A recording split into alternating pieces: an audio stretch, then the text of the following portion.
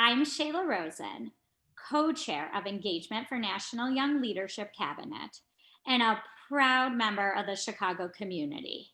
And this is my co-chair, Udi Gross from South Palm Beach. Welcome to the session, Reaching Out Even While Distance, Jewish Engagement During COVID. Thank you for joining us today. Recordings of this session and all the other workshops will be available online after the GA ends. I hope you're also planning to join us at 1:30 for the Jewish Together plenary. In the last decade and more, Jewish communal life has increasingly invested in relational engagement. The idea that we help people disinterested in Jewish life and celebration connect more through their sense of community and belonging. Relational engagement is obviously deeply personal. How do we create intimate connections in a physically distanced era?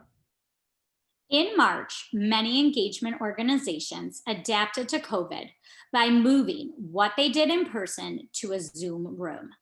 Sometimes it worked, but just as often, we needed more. After 7 months, the field of engagement has grown from its pre-COVID foundation to something more complex and more effective for during this time and beyond. I am pleased to introduce our speakers for this workshop. Please welcome Debbie Cooper, Director of Engagement at PJ Library, Julie Finkelstein, Senior Director of Program Strategy and Innovation at the Foundation for Jewish Camp, Mimi Kravitz, Chief Experience Officer at Hillel International, Jared Isaacson, the Executive Director of Cleveland Hillel, and Wendy Verba, Managing Director of Community Impact for the Jewish Community Federation and Endowment Fund of San Francisco, the Peninsula, Marin, and Sonoma counties. Wendy will be framing the conversation today and hosting a discussion toward the end of the session. Wendy, welcome. Good morning, everybody, and special call out to my West Coast friends for getting up early and still probably being on our first cup of coffee. So one of the many ironies right now, and there are many, is that we're here to talk about engagement and particularly relational engagement, and we can't even really see each other. So we're 7 months into this pandemic and we've adapted. Of course, we've adapted. We're Jews. And I'm used to interacting with lots of people, lots of groups of people from my son's bedroom in California. But I think we're all starting to see that this pandemic is a seismic shift in how we think about and do engagement. And that's what we're here to talk about today. Before COVID, we took a lot for granted. We brought people together to celebrate, to worship, to learn together, to raise money. And we assumed that belonging was happening as a result. And the truth is, some of us did find deep belonging. And by that, I mean that we felt seen, we felt heard and valued, and we felt like we were part of a community. But the majority of our population didn't. The reason, I believe, is that too many of us weren't designing for belonging and connection with and for the full diversity of our Jewish population. So I remember in March that there was this huge rush to put content out online. And many of you may remember this. I would ask you to raise your hands, except I can't see you, but I'm imagining that many of you are raising your hands. We just put it all out there. And then it kind of sank in that we're all alone. And we're all hungering for connection. How do we see each other? How do we take care of each other? How can Jewish life and community meet that need? So the pandemic has exposed both this extreme need for us to provide intentional approaches to building relationships and to building belonging, as well as the ways that we are both equipped and also ill-equipped to do this work. So I want to share my screen and share a slide or two.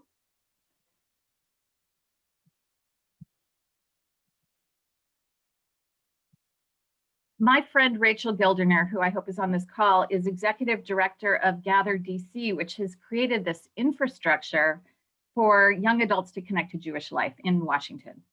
And she shared her heartbeat model in an eJewish Philanthropy article last week. So the large beats are the big events, like the GA, like the high holidays, the events that we produce that provide content and inspiration and wisdom. They're important. We don't want to lose that. But we need to focus just as much of our energy, our resources, and our creativity on the small beats in between. And the small beats have to be connected to each other. They can't just be one-offs. So they have to provide ways for people to feel seen and valued, as I said, and for us to take care of each other. So I want you to actually think to yourself about a small beat you've initiated in the last few months, and describe a few words about that small beat in the chat box. So this could be something you did for one person or for many people. So put a couple of those in the chat box. I don't know how many people are here, but I think several hundred. So we're not going to read all of them.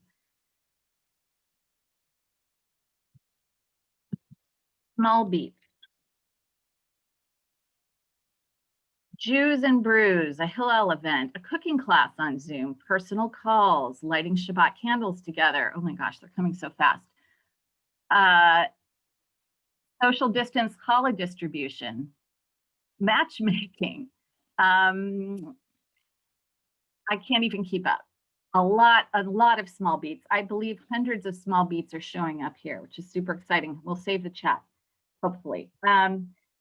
The power of, let's say, 500 small beats is enormous. And so now imagine if, rather than a collection of individual small beats and individual actions, we had a communal system and the resources to structure for this. Amazing. So I pulled this, I saw this on Facebook yesterday. We isolate now, it's a haiku actually. We isolate now so when we gather again, no one is missing. Obviously this means for health reasons so that people don't get sick. But it's, for me, it's also about taking this time to change how we gather so that when we come back, no one is missing and we are seeing everyone. So how do we design for connection, for human connection right now? What does belonging look like in this time? What should we take with us past the pandemic because we've rediscovered how to do it better? We're going to hear how PJ Library, how camps, Hillels, and my Bay Area Jewish community are grappling with these questions. And I want to share a couple of themes for you to listen for as you hear from everybody. The first thing is that this insider-outsider framework that we all kind of instinctively thought about is shifting because we're all disconnected. We're moving towards people over programs. Many of us have been doing that for a long time, but I think it's become more obvious that we all need to do that. So there's a need for intentionality and design for human connection. And the notion that Jewish engagement isn't just about perpetuating our peoplehood because it's important to the core of us who are doing this work, but because it actually provides meaning and solace and comfort and connection during this time and during other times. There will be other times. The ways that we're supporting do-it-yourself activities, experiences, and also do-it-yourself community. So our Jewish organizations are finding ways to provide platforms for do-it-yourself. And then how do we support the engagement professionals who've had to shift quickly and do things differently? They need emotional support and they need new skills. And then, of course, the question we'll address at the end, what are we going to keep post-pandemic and what do we want to get rid of? So I want to turn it over to our first panelist, Debbie Cooper, who is my friend and thought partner on many things. And she's director of, I wrote it down, director of engagement for PJ Library. Hi, Debbie.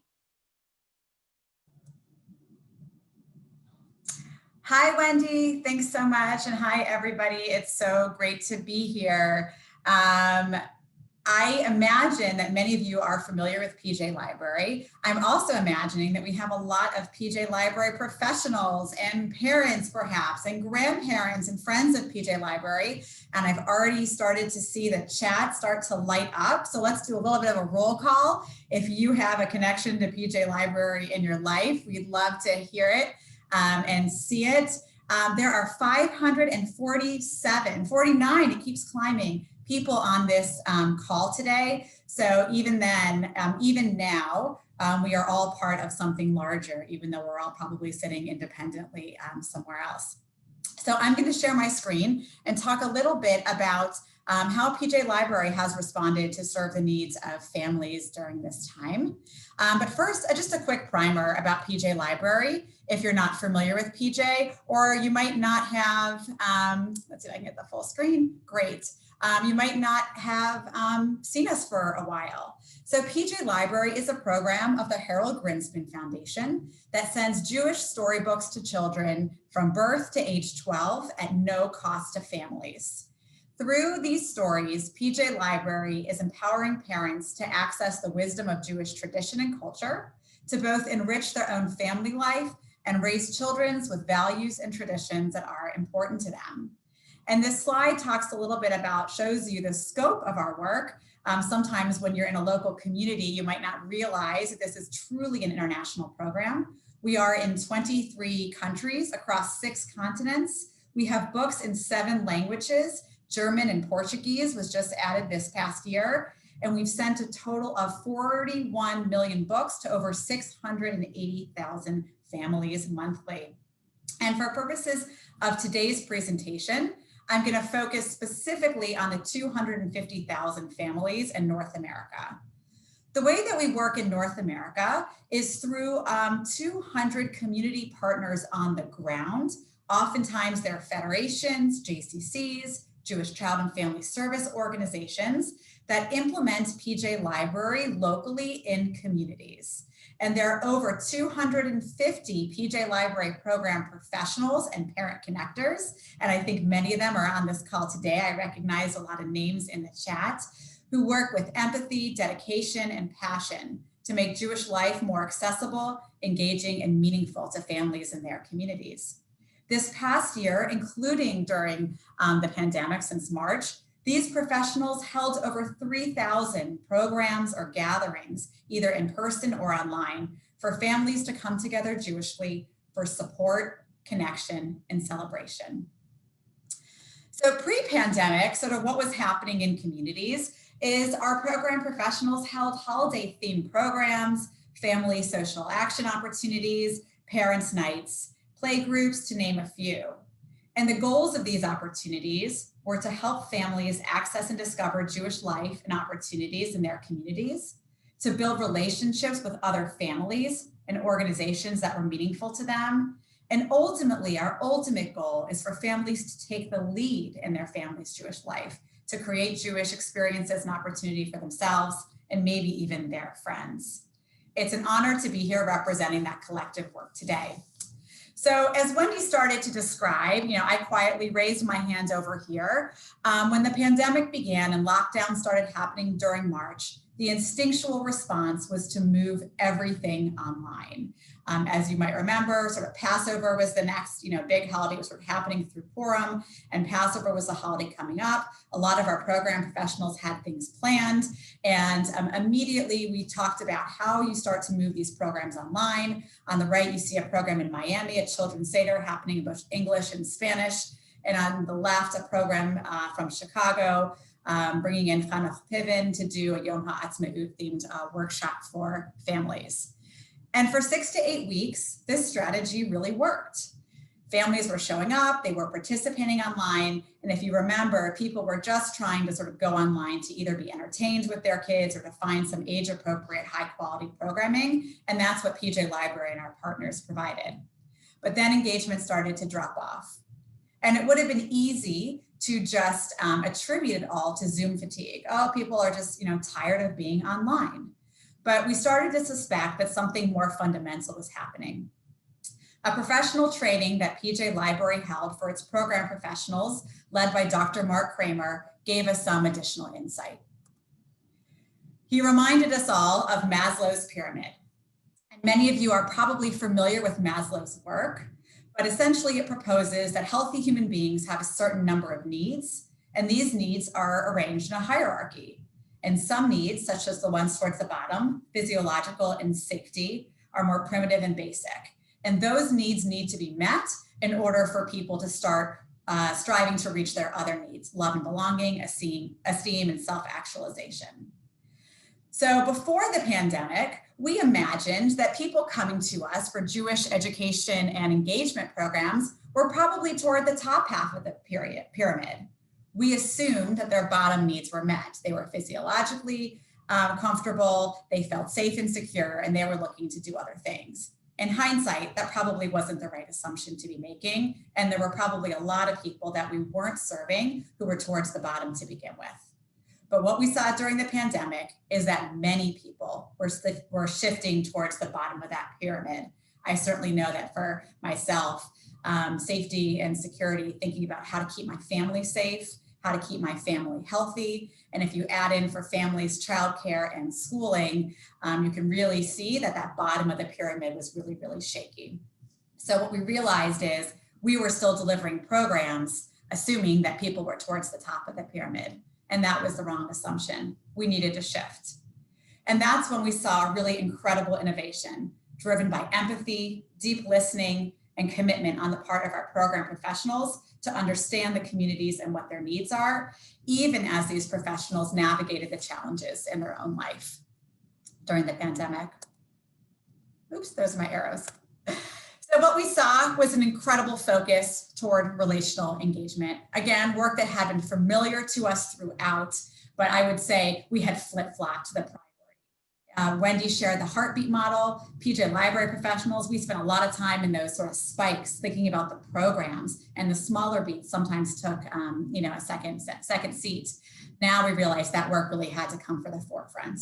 We saw PJ Library professionals and their parent connectors in communities reaching out to parents one-on-one. In Orange County, they endeavored to call most parents on their PJ Library lists. In Atlanta, there was an amazing connector who reached out to hundreds of families that she had connected with throughout the course of her work over the past year. We saw program professionals put together parent play groups and support groups. On the right, you can actually see a mom and toddler group happening. On the left, a dad's night that just happened. And we saw a lot of communities partnering with their Jewish social service agencies to provide support programs. We also saw this amazing proliferation of challah baking and challah deliveries. This was an opportunity for PJ Library connectors, parent connectors, who are paid parents in communities who generally work between 6 and 8 hours a week, reach out to their peers by either baking and delivering, or picking up challahs from their bakeries and hand delivering it in a socially distant and safe way to families. And this was an amazing, it was just so widespread with personal notes, and we saw Instagram feeds light up all throughout North America. The second trend that we really started to focus on at PJ Library, as the recognition hit that this was not a 6 or an 8 week or even a 12-week duration, we were in it for the long haul, is thinking about how we empowered parents to do Jewishly in their homes for their own families. And we saw the proliferation of what we call kits, but it's really much more than that.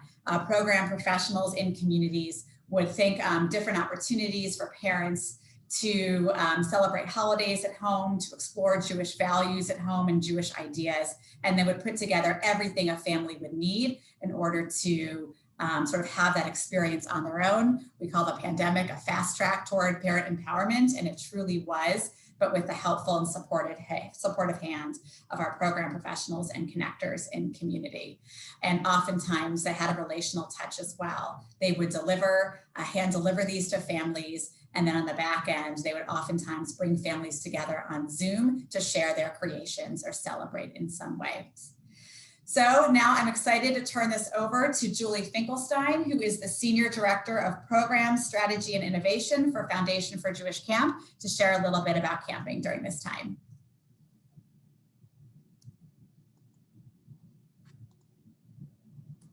Thank you so much, Debbie. Let me pull up my slides here and get us started. I loved Debbie's encouragement to share about PJ Library. It's so great to see so many fans of PJ Library here and so many connections. I also imagine with such a large group, this could be an enormous camp reunion too. So I would love to hear in the chat if there are camp connections, if you're a camp alum, a camp parent, a camp grandparent, what are your camp connections too? Would love to hear those in the chat. As Debbie said, I'm Julia Finkelstein. I work at Foundation for Jewish Camp, And I am really excited to tell you about all of the challenging and wonderful things that have been happening in the field of Jewish camp and all that we've learned over the last several months. I don't have to tell all of you what a complicated few months it's been in the world of summer camp. This was an incredibly complicated past several months for the world of Jewish camp.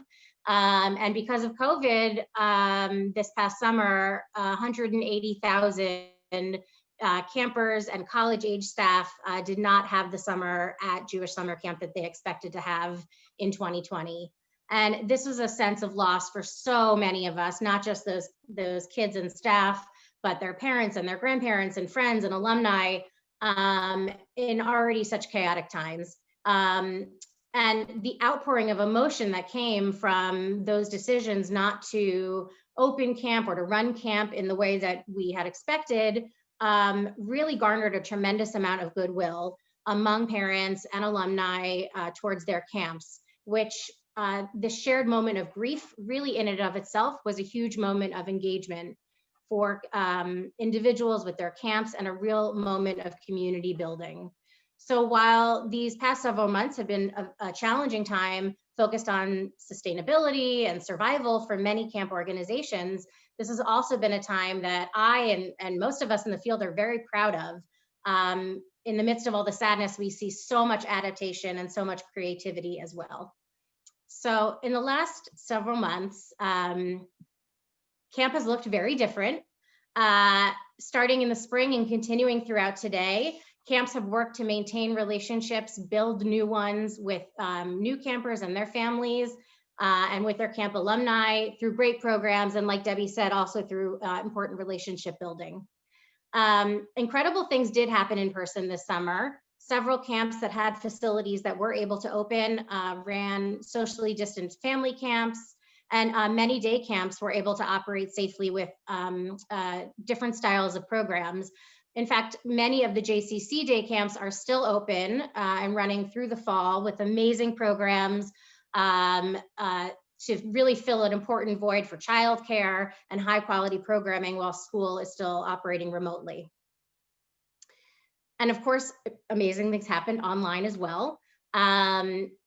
Nearly every camp had started running virtual engagement programming, as we're calling it, in the spring and continues to do so today. Large scale, energetic, amazing community opportunities for ritual celebration like Shabbat programming and Havdalah, song sessions, a big virtual Maccabiyah, large scale, exciting camp opportunities, reunions for people of all ages. And most camps also ran virtual camp this summer as well. More sustained, regular opportunities for campers to engage in camp activities online, and CIT programs, staff programs, and those relational moments like cabin time and connecting one-on-one with camp buddies and pen pals and things of that nature. At FGC, Foundation for Jewish Camp, our focus really was, from an engagement perspective, on the camp counselors and camp professionals in our field. We have about 18,000 college-age staff who work at overnight and day camps each summer, the majority of whom found themselves without employment all of a sudden in summer 2020. And we were committed to both providing them with continued engagement with Jewish life, which they very much craved, according to our research, and also with opportunities to build their resumes with career opportunities that would keep them connected to camp and the Jewish community, mainly so we could keep them connected to the camp pipeline and retain them for future summers at camp. And in addition, we felt we really had a responsibility that if we could give them a taste of camp and spark some joy for them during this time when they really needed it the most, that we really had a duty to do that. And for our camp professionals who were really now on a full year-round blitz of providing not only an incredible summer experience for their camp stakeholders, but also now a full year-round experience, we, as Wendy mentioned in the beginning, really focused on their mental health and well-being, and this is a group, I think, similar to many Jewish professionals that have a hard time kind of stepping away from holding space and caring for their people. And we are really trying to create constructs where we can hold space and care for them in fun, accessible, meaningful, creative ways.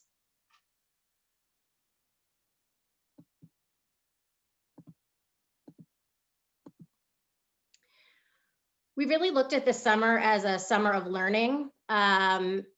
As one of my colleagues says, we had to adapt quickly, and it often felt like we were doing 5 years or 10 years of innovation in just a matter of weeks. In fact, as some of you know, our biennial large field-wide Jewish Camp Conference Leaders Assembly was scheduled to start on March 15th, the first day of shelter in place for most of us here in the US. And we had about 36 hours to pivot and move that conference online. We learned a lot from that experience, but I just share that now to mention that really it was important to do that for us because we needed to model for the field that the pivot was possible and that the online magic was doable, that it was important in that time to show camp professionals that we could do camp online. And that we could build community and make intimate connections in the online universe, just like we do at camp. And at a high level, there really was a trepidation about moving online. We are a people who love to gather. I would like to be doing all meaningful conversations, under an apple tree in a circle with my closest camp friends. And this has been a challenging time to figure out how do we do what we do best in the virtual world. And yet, the camp community has been engaging more people since the spring in Jewish experiences than they ever have before. This engagement work does not replace Jewish camp, and we are taking all of these learnings and especially from those camps that were able to operate this past summer, and we're going to apply them to future summers where we know camp will open and operate successfully. So it's not replacing Jewish camp, but it is helping us understand that Jewish camp is a year-round, lifelong experience, and that is definitely being baked into the understanding of what camp directors and professionals are learning and bringing into their communities. Like was said earlier, with those small beat moments that Wendy mentioned, we are affirming that those are important, those big moments for energy, and we need those small beat cabin time moments to really connect with people and have them feel seen. And those really can happen effectively online. And finally, that even if you love camp, and so many people do, you love your camp. That doesn't necessarily mean you love all camps. And so customizing these engagement experiences is hugely important so people feel really connected.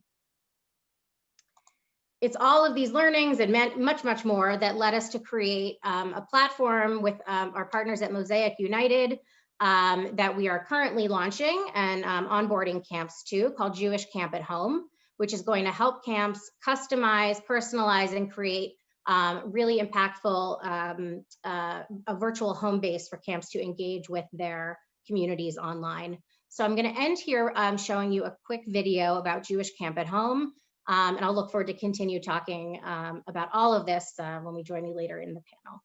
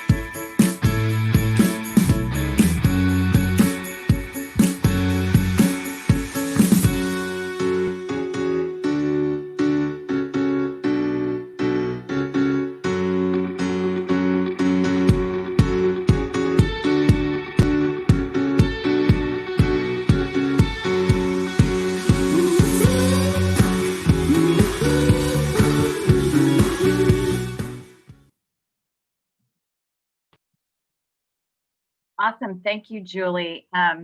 We all want our camps to come back next summer. So I'm back, and I'm gonna talk about how the Bay Area Federation has been working in this space to really kind of focus on these small beats. So somebody asked in the chat box or in the questions, how do you connect all these small beats? And really, it takes a structure and a system and a lot of attention and resources to that. And I want to talk about how the Bay Area has been doing that, and how it's made all the difference during COVID. So we did a community study 2 years ago in 2018, and we learned that there are 473,000 people living in Jewish households in the Bay Area. It's one of the largest Jewish communities in North America, although you wouldn't necessarily know it walking around because we're all dispersed. And it's extremely diverse. 25% of our households include a person of color. And we also know, as many of you have found in your communities, that the vast majority does not feel part of a Jewish community. So based on that, our federation has been leading 2 approaches to building a resilient and engaged Jewish community that turned out to be enormously helpful when COVID hit. The first of those is our network of 14 peer connectors throughout the Bay Area. I'm going to share my screen again. Okay, and 9 of them are PJ connectors. So Debbie talked about PJ connectors, and 5 of them are young adult connectors, and they each have a different structure. The PJ connectors, and this is maybe interesting to those of you who are planners or grant makers at federations, but the PJ connectors are employed by the federation, and their network of connectors is run by our PJ professionals. We have a fantastic PJ professional team, and they bring them together to collaborate and to train them. Our young adult connectors really work for other organizations, so we funded them through grants, and they're hosted by other organizations, a synagogue, a JCC, One Table, Urban Adama, The Kitchen. And these are a network of peer young adults.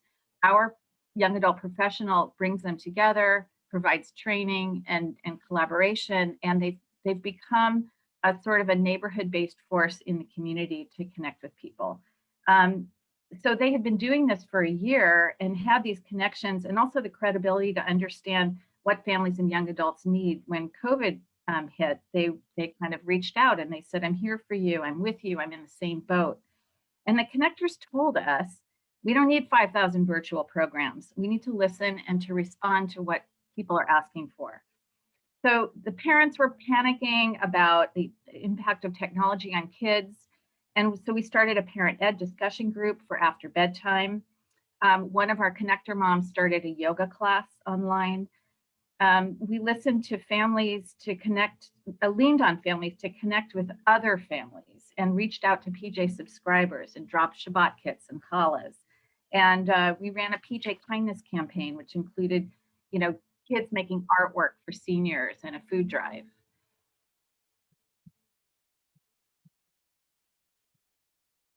The young adults didn't want more Zoom either, or if they did, they wanted it to be small and interactive.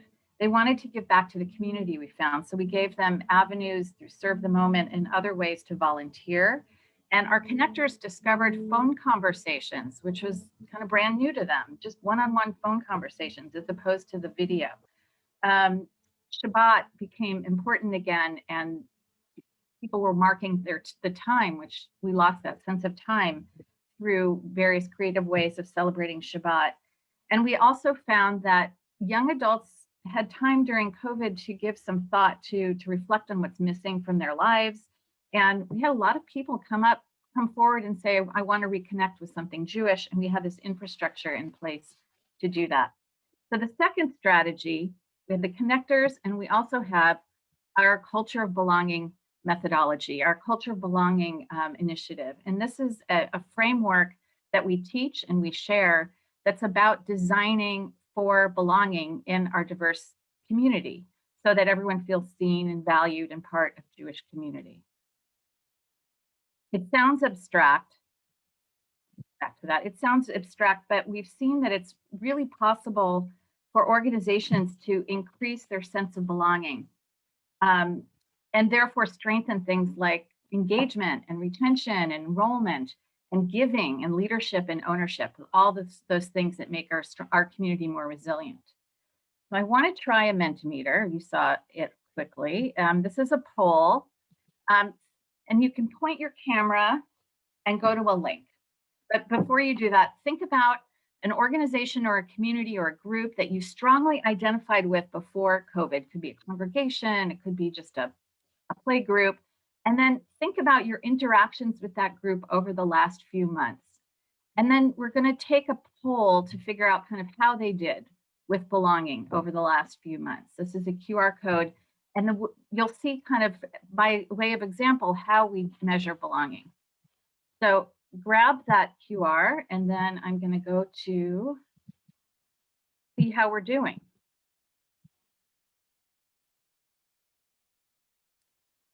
So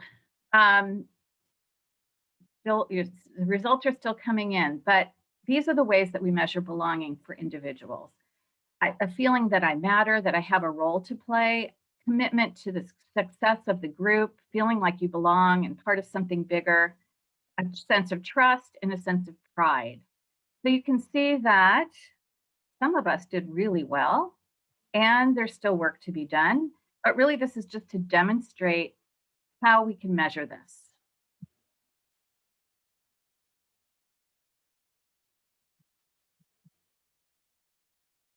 Okay.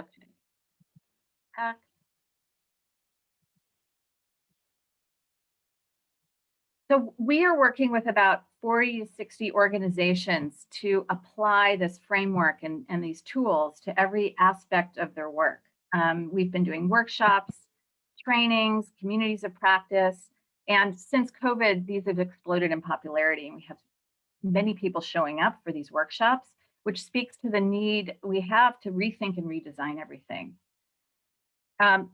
The idea is that we're shifting from thinking of people as customers to partners. Instead of delivering programs, or in addition to delivering programs, we're designing for connection and ownership. We don't measure attendance and customer satisfaction. We measure connection and what people do with those connections, and sense of belonging, like we just did.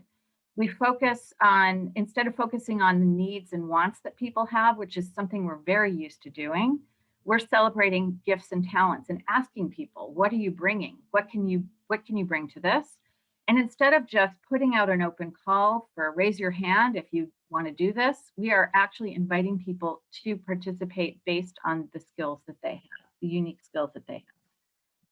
So some examples, we had a High Holiday Practice Group series where we had about 90 participants, and not just from synagogues, from all kinds of Jewish organizations, starting in June, figuring out how they might apply these principles to the virtual limitations of the high holidays. And it came up with incredible creative ideas for doing these small beats, things like shofar blowing in neighborhoods and tashleaf events.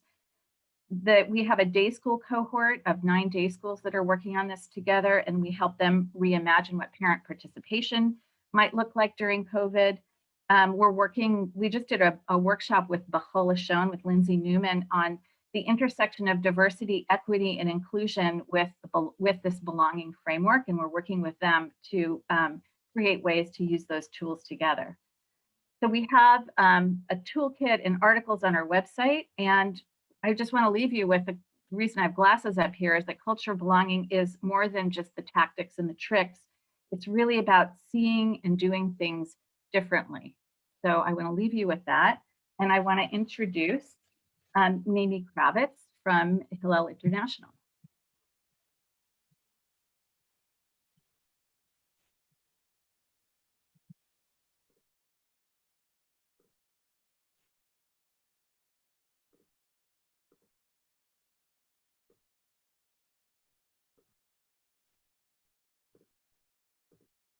Hi, everyone.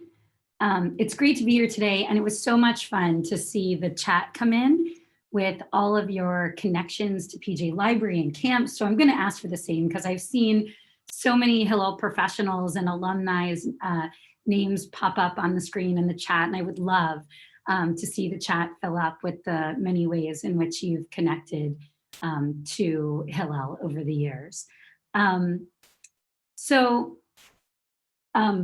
One of the things that we've seen during this pandemic is that what has long been Hillel's core strategy of relationship-based engagement has actually been more effective and more needed than ever before, and is one that we can really adapt to this moment.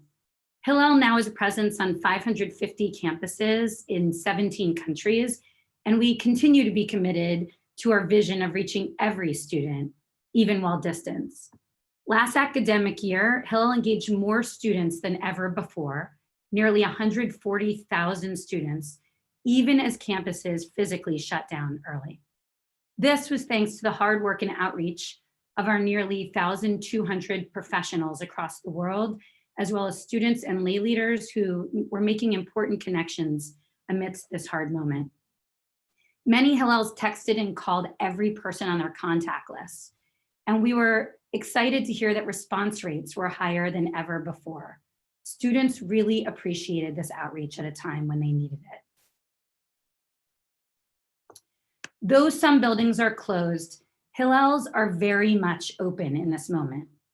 With only 20% of college campuses operating fully in person and the rest in some sort of virtual or hybrid model, Hillels have made different decisions about how to best serve students. They've come up with a variety of responses, 63% supporting some sort of safe gathering or program delivery options, and 37% running completely virtually. But regardless of how students are going to class or how they're showing up at Hillel, what we know is that the role of Hillel is more critical than ever. Students are sharing that, like all of us, they're seeking community, they're seeking connection, they're seeking support and meeting during this period, and this is what Hillel really has always offered. So how are we doing it? The heart of engagement is still happening through local campuses, again, whether or not they're open physically. And one of the ways is through kits or grab and go boxes or drop-off boxes that support programming. And of course, getting packages is fun for all of us. People love unboxing and opening up presents, but I think we all know that these boxes are more than about just the joy of unwrapping. Rather, they're showing people that we're there and that we care. And even more so, what we're hearing from our campuses is that they're able to use these drop-off or pickup opportunities for the kinds of relational interaction that Hillel's always been about, and that really our Jewish community can and should be about at our best. It's a chance to see people even with masks and to check in.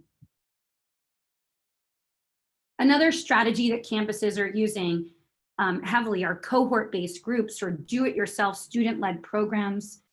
Small cohort gatherings have long been one of the most effective ways for students to connect with each other, and they have actually gone up and not down during the pandemic.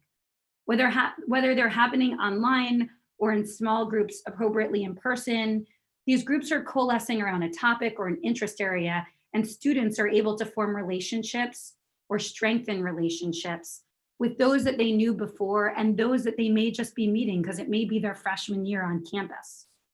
These are more personal than massive online events, and they offer the consistency of regular community during a period where things just keep changing on all of us.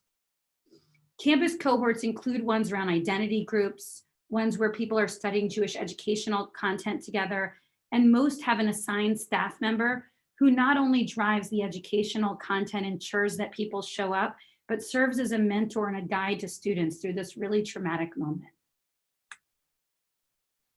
The Schusterman International Center, our umbrella organization that supports local Hillels, is doing much of what we have been doing before the pandemic. One of the main roles of the Schusterman International Center has been, over the last couple of years, to empower and support our local campuses through a talent strategy that we've been pursuing for almost 5 years. And I think it's critical to underscore that this continues to be true, because sometimes when I speak to people, they assume the opposite. They think that maybe because things are moving online, we need fewer people to get the work done. But nothing could be further from the truth. Our talent is about relationship building, and their work has gotten even more complicated today as it takes more time to engage students more deeply. So our work is to train staff with the unique skills that they need for this moment, to provide them with the support, and then to offer them relevant, easy to use resources that they can repurpose for engaging students. Hillel is our professional development and training program for all Hillel professionals. And as the pandemic started, Hillel ramped up its offering, running courses on virtual supervision, online engagement, and effective use of social media. We've also had a special focus on mental health and wellness, running a course on mental health warning signs, which is especially important now as many students are hurting, whether due to grieving the loss of their freshman year, facing anxiety related to socializing or not socializing, or experiencing depression and anxiety. This is impacting our professionals as well, and our team is therefore doing proactive wellness work for local Hillel staff, ensuring that they know where to get help, including through piloting a program called the Hillel Clergy Team, where rabbis from throughout our field are offering their pastoral care to their colleagues.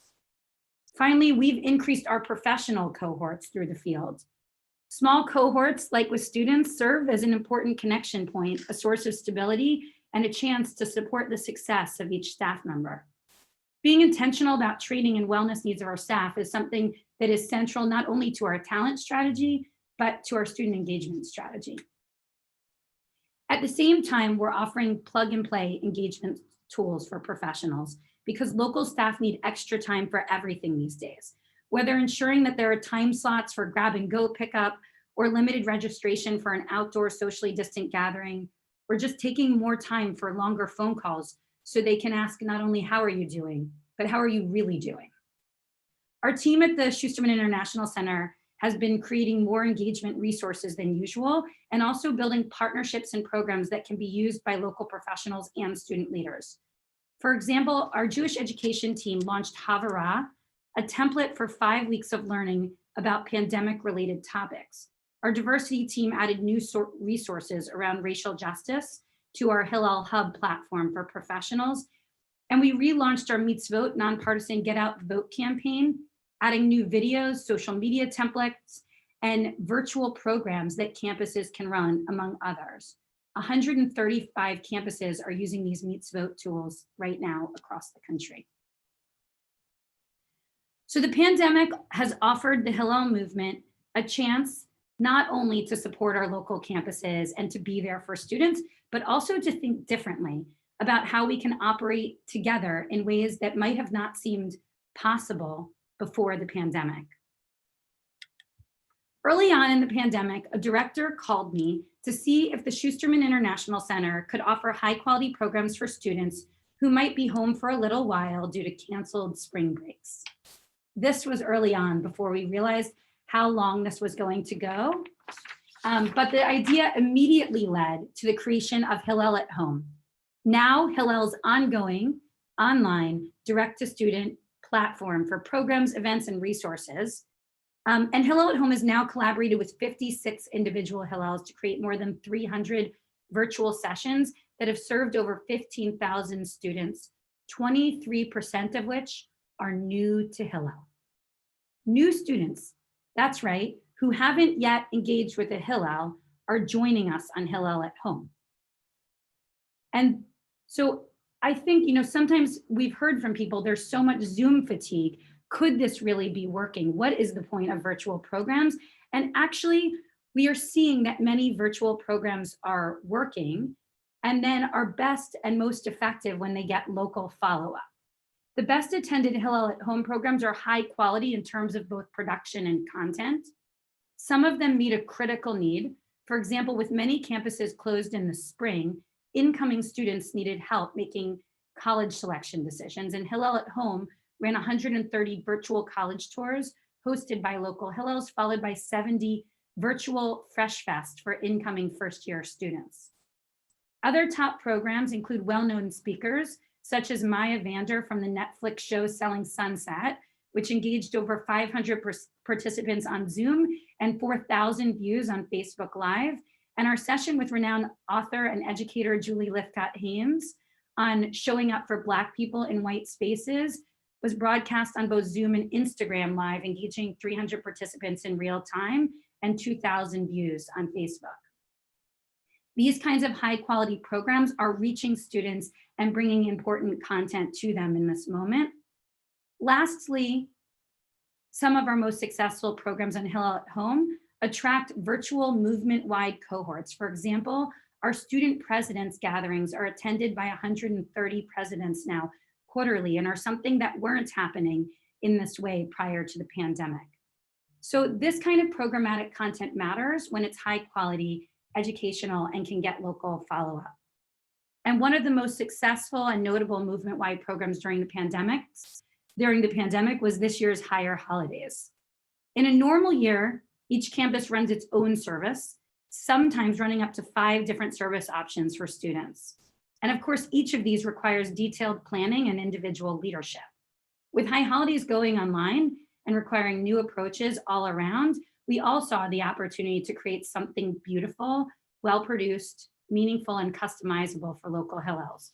So Higher Holidays, in partnership with Reboot, offered beautiful, deep, movement-wide virtual holiday experiences.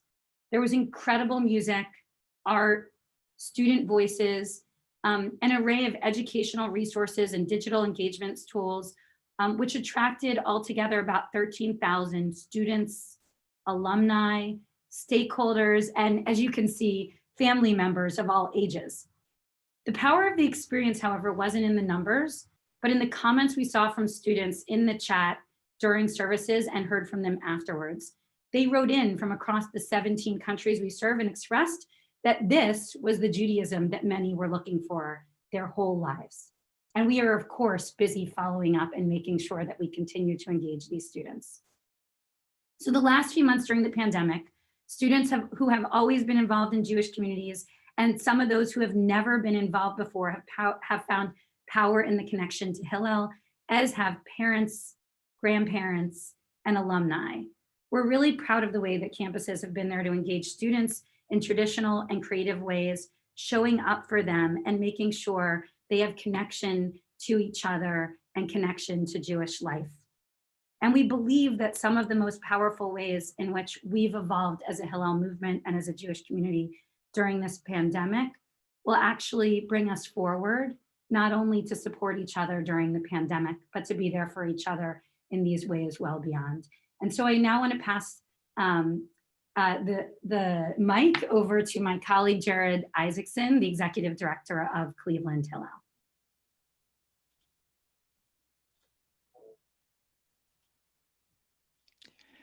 Sorry, Mimi, I'm just waiting to see if my camera will go on.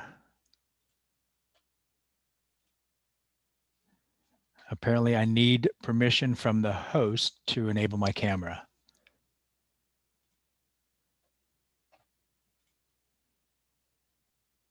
Okay, am I on camera now? I am on camera, I think. Hi, good morning. Mimi, thank you so much. First off, as I sit here in Cleveland on a personal sabbatical, I'm so pleased to volunteer some of my time to connect with so many friends and colleagues from across the international Jewish community, including my mom, who's somewhere out in the void. So hi, Mom, I had to say that. I'm also actually, for the sake of timing right now, I'm going to go off and actually not use slides necessarily, primarily because it's the first time in a long time I've actually worn, adult clothing that I feel very special. I want to be on camera as much as possible. So Mimi unpacked so many wonderful things and insights into how we as the Hillel movement have pivoted to meet this new reality, ensuring we remain a vibrantly nimble organization as both a national movement, but also as every local Hillel as an on-the-ground campus organization, embracing our flexibility. And by the way, as a quick side note, I assume that all my fellow panelists, as well as so many of today's session participants, agree with me that we are so incredibly tired of the terms nimble, pivot, and flexible. Anyway, Since March 2020, we have found ourselves in this new reality, a reality that has forced me to think critically how we are operating at a local perspective and what our current attitude is. And simply put, I distilled it down to this. It may not be currently business as usual, but it is without a doubt mission as usual. I feel that this has been a theme shared by every speaker so far, even tying directly into the session's title, which prompted us to explore meaningful engagement even when distanced. Every speaker so far has perfectly reminded us how everything we do, no matter the community organization, is predicated on relationships. A series of questions was shared with us as we all started preparing for the session. How do we design for human connection right now? What does belonging look like in this time? What should we take with us past this pandemic? Everything we have been talking about so far in trying to address these questions revolves around relationships, and our specialty in building these relationships was engaging face to face, creating and sustaining connections IRL, in real life. So what happens when we can't play to our strengths, to our specialty?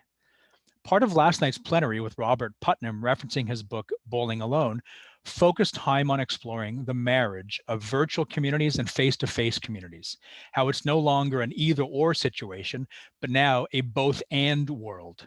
And while this shift started well before COVID hit, it is now wildly obvious in our current COVID reality. When the new reality was shoved into our faces over 7 months ago, our Cleveland Hillel was in the thick of the spring semester, planning for the final 6 weeks of campus programming, which included Passover, a typically huge engagement opportunity at Hillel. Like everyone else, we quickly started moving our programs to Zoom, simply transporting our programs to the online platform about which we all needed to quickly become experts and mavens. And of course, we all know that there was nothing simple about it.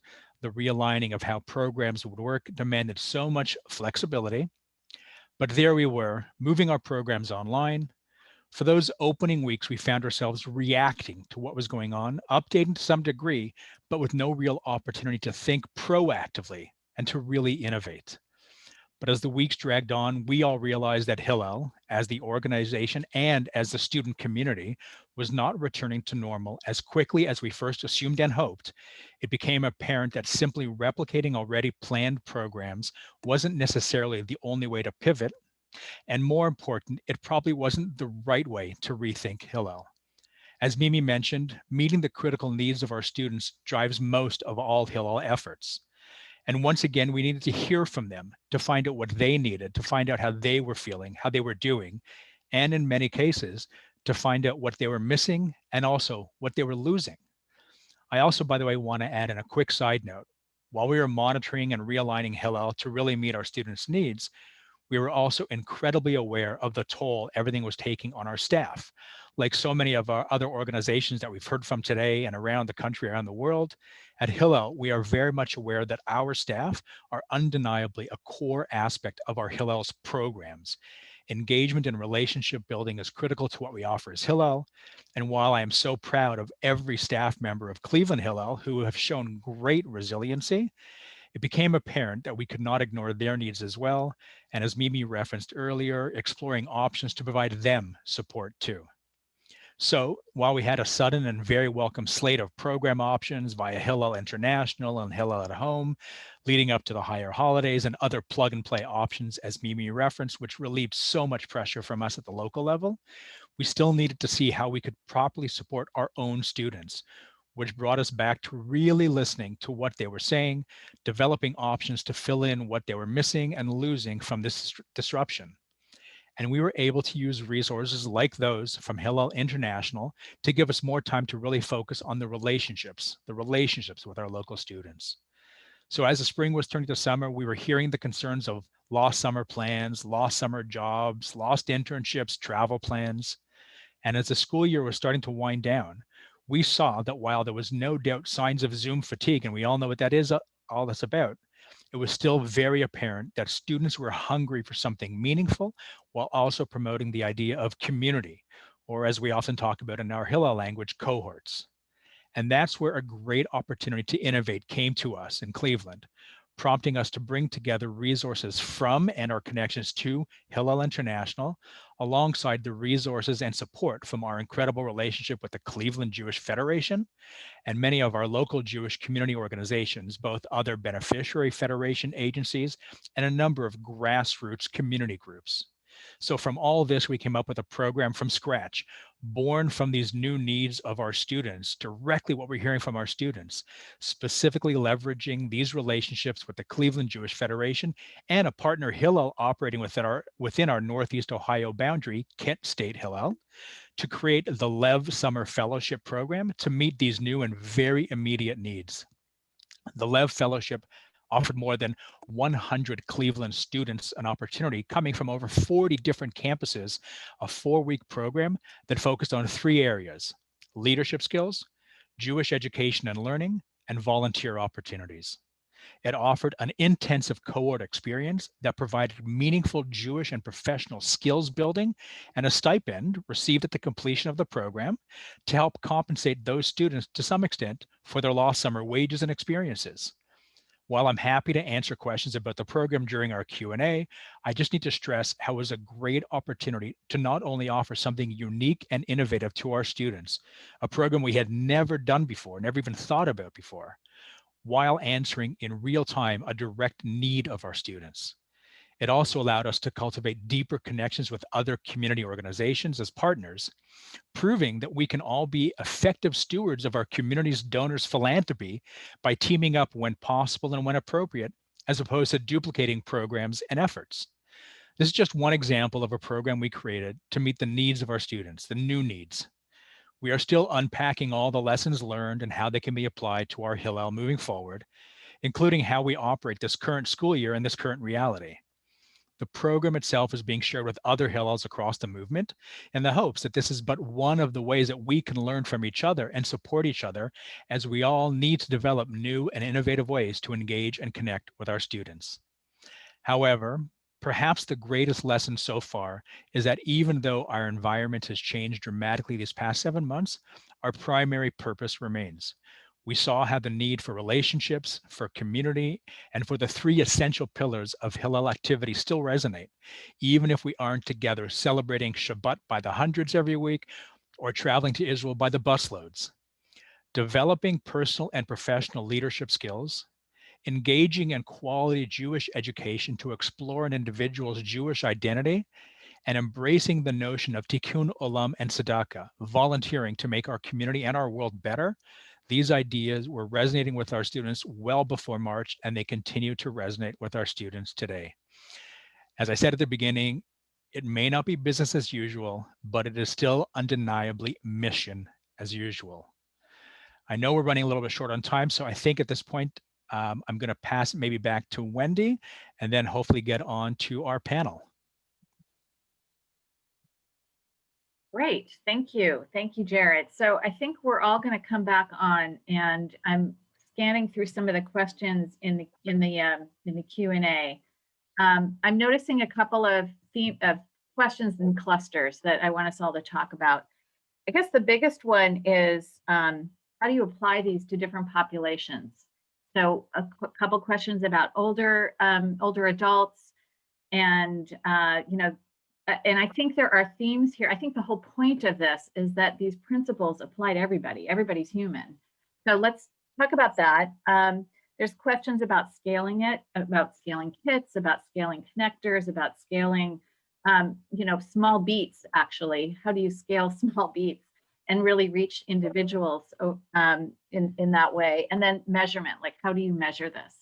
So I guess I'd like to hear from you from you guys on the first question, which is how do these principles, how do these concepts apply to other populations? Wendy, I'm happy to jump in and start just, in listening to so many of the different presentations. It was so clear that many of us were using the same principles in our work, despite having never actually talked to each other before, Julie and, Mimi in our work.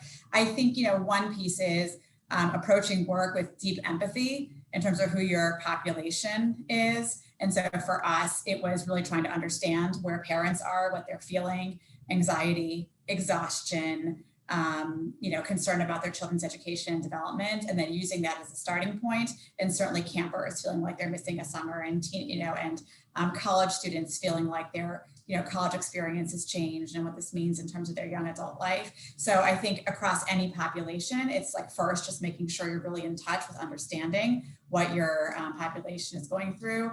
I heard this idea of always starting with relationships first. None of us really, are like leading with programs anymore.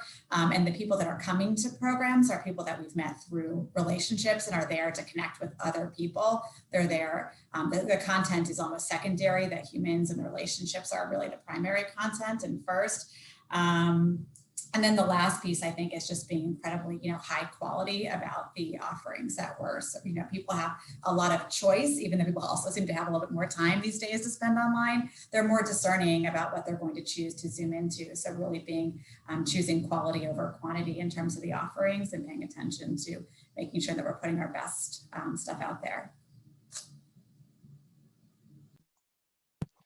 I think the only thing, the only thing I want to add, and I completely echo everything Debbie said, is just that we also might have an opportunity for some additional intergenerational collaboration as well.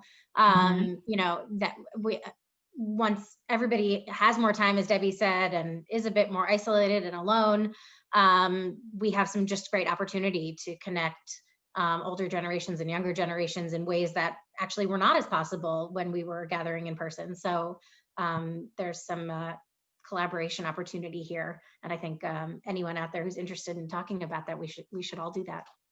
Yeah, I was Julie going to say something similar, and so I'll just build on that, right? It's been a lot of fun.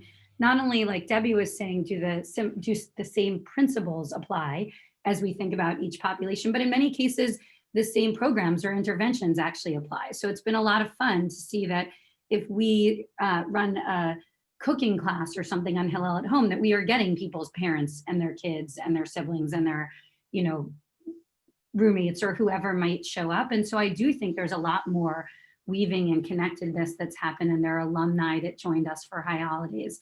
And it presents all of us this huge opportunity, like you're saying, to collaborate even more, knowing that many of us are serving actually the same people in the same homes, and there's so much we can do together. Yeah, Jared, did you want to jump in? Just the quick thing for me is that this has proven from the beginning in particular that there's so much great opportunities that we don't think we've only scratched the surface in terms of how the different organizations really across the country and across the world that can actually work together and find ways to support one another, but also most importantly, that we can learn from each other as well, which I think is just one of these untapped resources that we were forced to learn, but now I think we're just really leaning into and embracing that we are a global community, that we are here to support each other. So I think there's tremendous opportunities to learn from and with each other. Right. There's a couple of questions about, and I think they're kind of the same question. How do you scale the small beats and the relational interactions? And also, how do small communities do this? And I think it's kind of the same answer, which is that you mobilize people to do this work. So we tend to think that professionals have to do everything. Everything that happens in the Jewish world has to be done by professionals, and our workload is only so, our time is only so great, and we're all overloaded, and I have so much else to do, and I have to put that big program together. So we're really asking you to put on a different pair of glasses and think about this completely differently. So your accountability, your job should change. You should think about what your role is differently, and you should be able to bring people together. Somebody posted that their congregation is doing small groups. A lot of congregations, a lot of organizations set up phone trees and started reaching out to people. The important thing is it's not just a one-off phone call, but that you, over time, a congregant calls an older person in the congregation, and that you develop a relationship on the phone. It doesn't have to be like a big deal. It doesn't have to be a program. But we have a lot of assets and a lot of people in our communities that can be doing this work. We should all be doing this work. It's not just for the professionals to do. Any other? Yeah, for those. So I think that's exactly right, that locally you should be empowering people to do the important relationship building work that we're talking about. And when it comes to content, you should feel free to steal other people's content. Like, go on the website of a great synagogue leader who you love and take a video and show that, and then have the small cohort follow-up discussion. Or get on the phone with a small group, use resources online, use Safaria. Feel free to jump on Hillel at Home and use any of the videos we have posted from past sessions. One of the things I love is the way that across the Jewish community, we're all producing amazing content and learning resources. And I really think that in any small community, you can use that and then really see your local role as the relationship building, the outreach, the listening that needs to happen. And I think, when in doubt, find a camp counselor. I think, there's lots of them, and really they are being truly well cared for by Hillel during the year. And of course, their camp communities too. But I think we need to really, really invest in our frontline professionals, those who are really working directly with our community. And in our case, those are the 18, 19, 20-year-old camp staff who we know in camp are the ones that are the role models and truly making a difference in the day-to-day lives of kids. And we need to give them the support they need, and also the skills and the confidence to do this work when they themselves, also need support. We need to give those professionals the skills and confidence they need to support those counselors and those young adults too. So we have the resources to do this. I would suggest that almost any of our organizations, the strength really does lie in the staff themselves, who get to interact and engage with our constituents, our clients, whatever we want to call them. But I think it's also really important to remember, and I know we've all touched on this as well, that especially when it comes to whether it's the camp counselors or the Hillel student leaders or the Hillel staff themselves as well, for example, that we're also not actively therapists, and that we shouldn't be selling ourselves as such, but giving the training, giving the resources so that we can help direct any of our students, for example, who might need some additional support, like real support, for example. So I think that's also one of the areas that we have to be just very mindful of, to make sure that our staff have the resources, but also that there is a line eventually that we want to be able to provide the support, but we're not that, we're not the clinician at the end of the day when it comes to that, and if it comes to that too. So there's lots of questions here, and I'll just keep going through them. But one I want to make sure we don't miss is, what are we taking with us post-pandemic? What do we learn? What did we learn, and what do we want to keep doing? And to me, this has a lot to do with technology. Like, how do we get around the technology to the people? But what's useful to keep? I think some of the things that we've been thinking about is how we keep those small beats sort of ever present in terms of our priorities. And just because there's, God willing, there's a time when we can all go back in person, and I would hate for everyone to rush to start planning, big programs and forget about all the relationships and small, deep work that's happened along the way. So, taking that with us.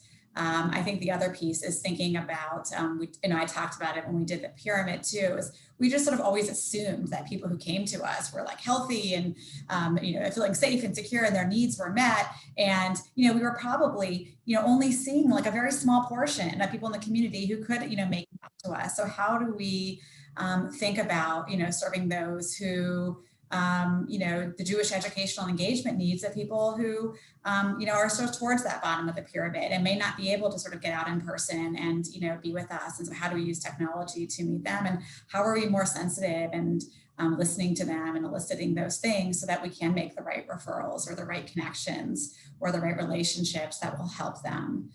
Because for many, our organization is the only connection they have to Jewish community, or the starting connection. Anyone else want to jump in? I think sure. Everything that Debbie said resonates so perfectly with me.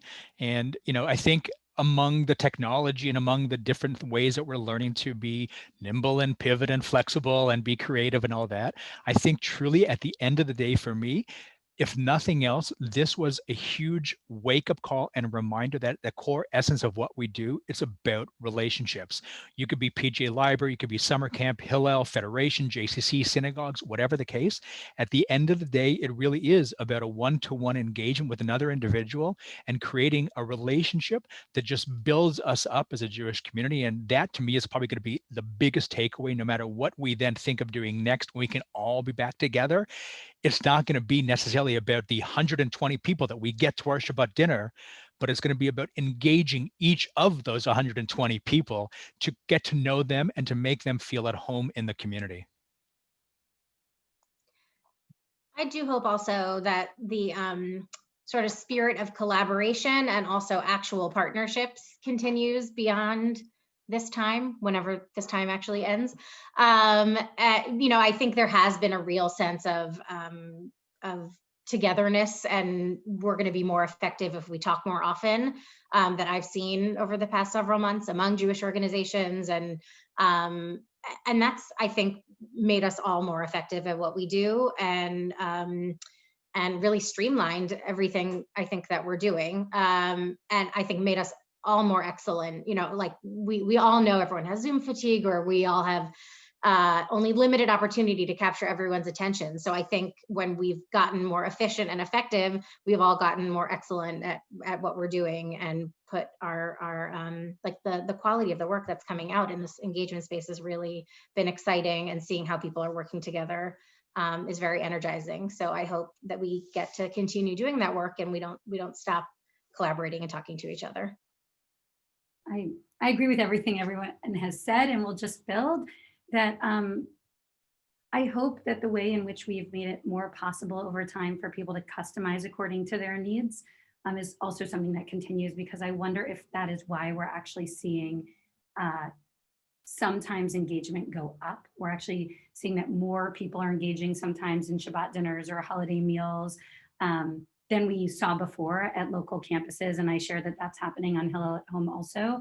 And in some ways that may be because those people who didn't feel comfortable walking in the door, or who physically couldn't, or didn't have access, or didn't have membership, or whatever the barriers were across the Jewish community, that we've broken some of those down. And so even as we physically, hopefully in not too long, get to come back together, the ways in which we've given access to more people, and that we've made it possible for people to customize, and for more people, some already had this skill, but not everybody, to sort of do it themselves, and that we've empowered people. I hope some of that true, and believe it will really continue beyond the pandemic.